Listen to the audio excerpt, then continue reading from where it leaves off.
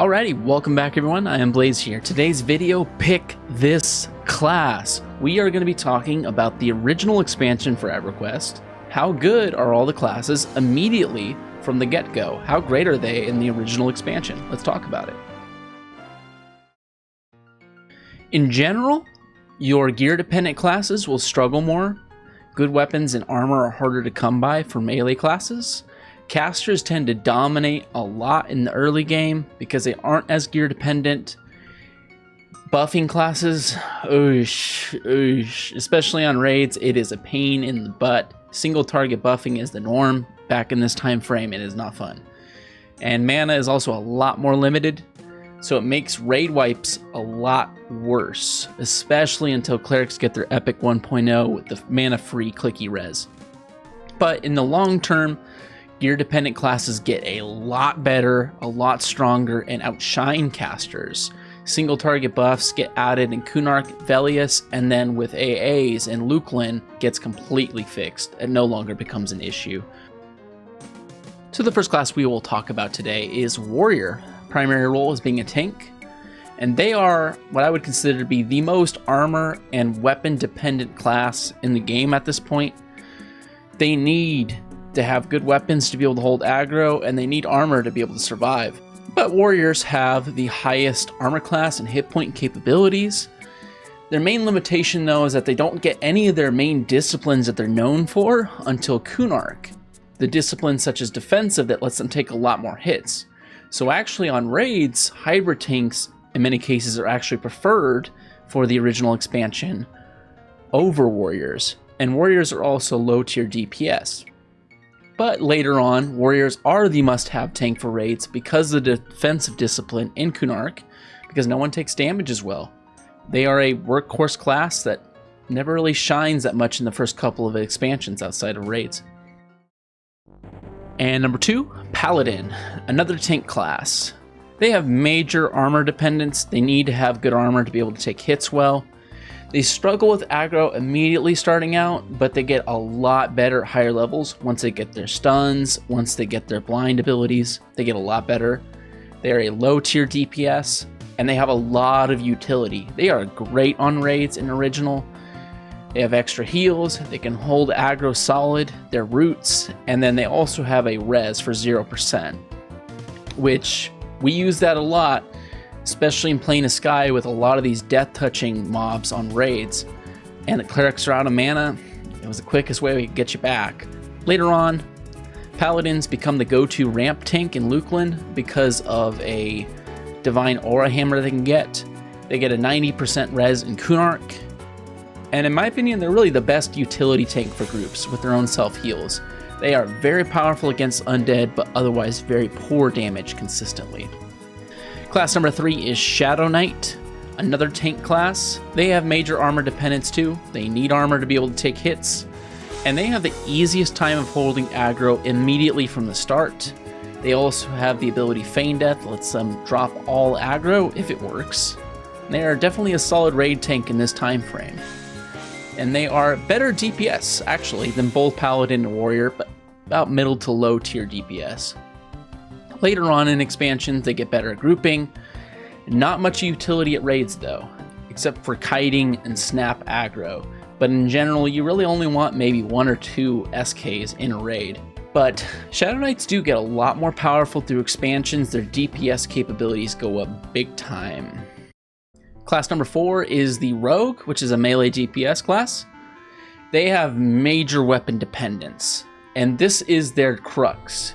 In the original expansion of EverQuest, it is very hard to get a good weapon, and because of that, rogues are incredibly limited. They are a weak class starting out, with very little utility outside of their corpse retrieval, and because of their poor weapons, they're more of a middle tier DPS.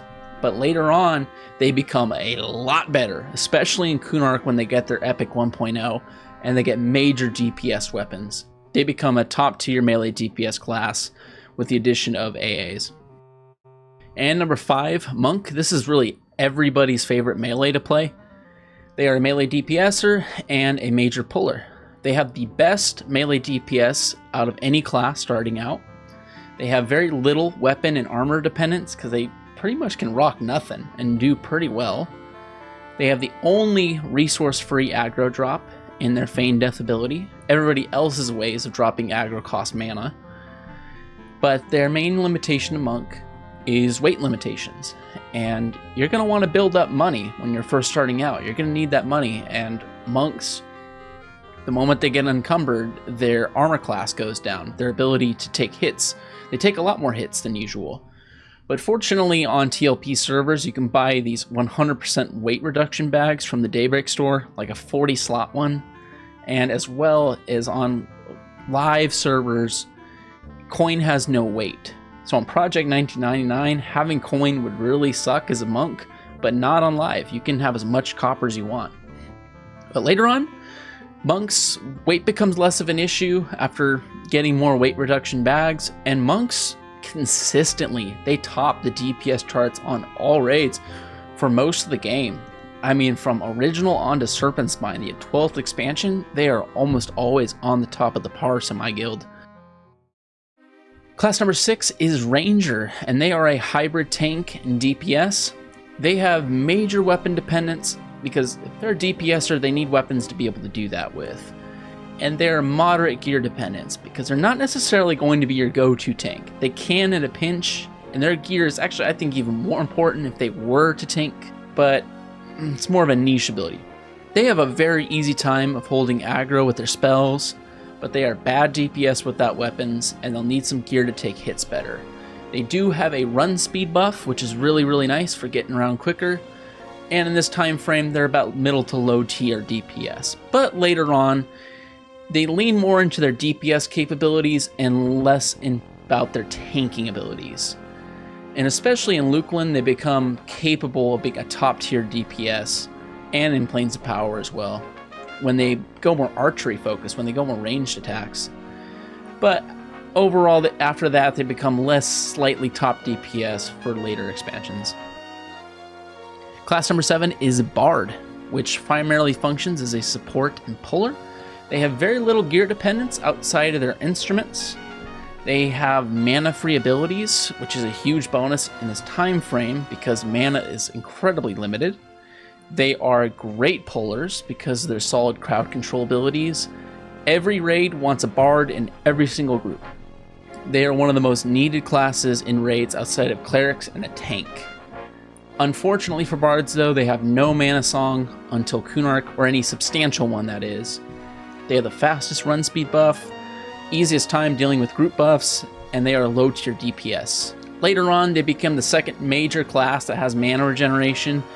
They get more useful in raids as they have more debuffs and buffs they can add, and they get better at pulling come Planes of Power AAs, and they, as I'm experiencing, are a crazy DPS in the Serpent Spine, the 12th expansion. Class number 8 is Enchanter. They primarily function as a support. They have no gear dependence whatsoever. They don't need gear. And they also have no faction issues. No matter what race you roll as an Enchanter, because of your ability to illusion, you can pretty much go to whatever city you want to go to and not have to worry about being killed on sight, as long as you're agnostic.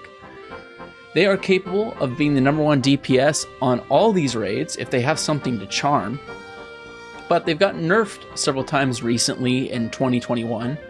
They've had their stuns, their charm pet damage, dispel against charms, name chart. They've just been nerfed a bit recently.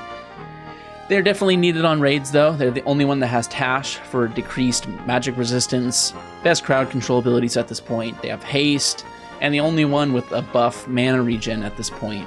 But they suffer because of the single target buff issue at this point in time. Later on, their DPS ability falls as charm pets aren't as ideal. Group buffs come in Lukeland, and they lead more into their crowd control abilities in later expansions. Class number 9 is Necromancer. Primarily functions as a caster DPS, but moreover long term. They have no gear dependence at all, and they're one of the most safe and steady soloers that you'll have at this point. They have Feign Death for an aggro drop, but cost mana. They are great DPS against the undead, and with their undead charms. And they are a really good, long, sustained DPS class on raids.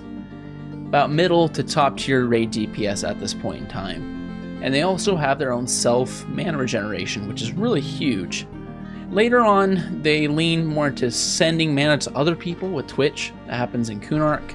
And then they kind of abandon twitching, sending mana to other people later on, where they mostly just focus on DPS. They become actually worse DPS on raids later on. And in Kunark, they have a 93% res if they have Essence Emeralds. Class number 10 is Magician, and this is a very big popular one outside of Monk for the original expansion. Magician is a caster DPS class that has no gear dependence either. They have the best summon pets, and they are strong soloers at the gate. Their pets are strong. Many times you'll see box armies actually do like 2 to 3 magicians. Their main crux is they have a lack of mana and hit point regeneration abilities. And at this point, they're about middle to top tier DPS. They have an ability to mallow, so to further reduce the resists on mobs, which is really useful on raids. And in Kunark, they become invaluable on raids because of Call of the Hero that lets you skip so much unnecessary trash clearing. Magicians become a necessity in Kunark and in Velius. Their summonables make everybody's pets a lot better. And in Plains of Power, they actually get a charm for elementals, which makes them crazy DPS in some zones. And they have some pretty good AoE DPS too. Class number 11 is Wizard. They are a burn DPSer. They are a caster DPS, and they have the utility of having supports. They have no gear dependence at all.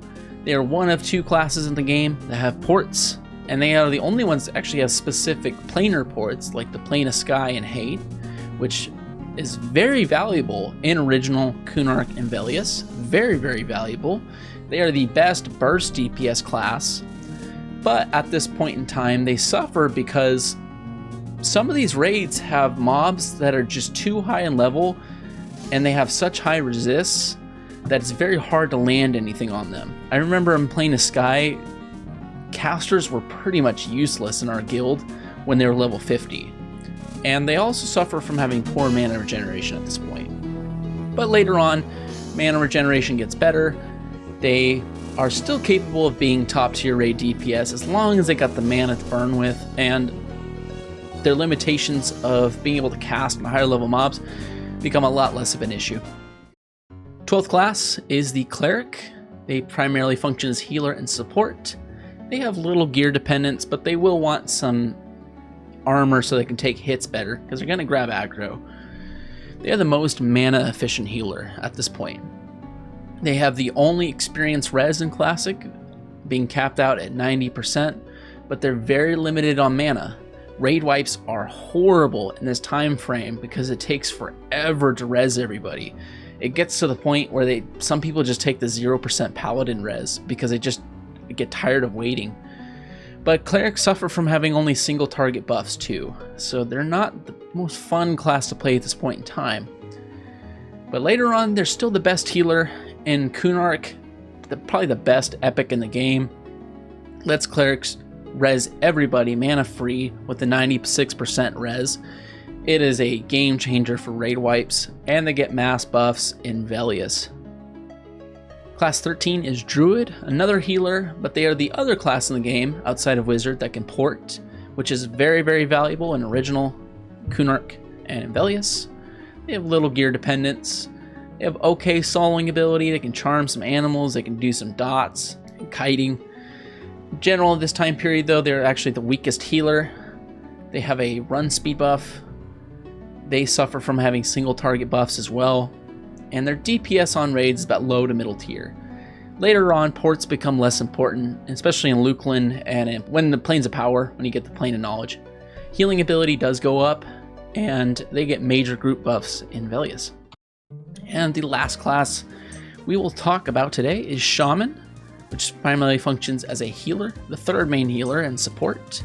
They have little gear dependence, and on a video I made on my channel, we actually argued that Shaman's actually the best soloer in the game because of their ability to slow, heal themselves, and have some pretty nasty dots they can throw on a mob. But in my opinion, Shaman's probably the worst class to play on a raid because they have so many buffs to manage, and they're all have to be done single target. I would not want to play Shaman on a raid in original.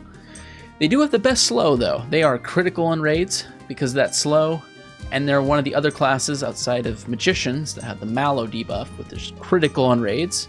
They are the first class outside of Bard to get a buff run speed. They can regenerate their own mana by cannibalization. And they're a low to middle tier DPS class.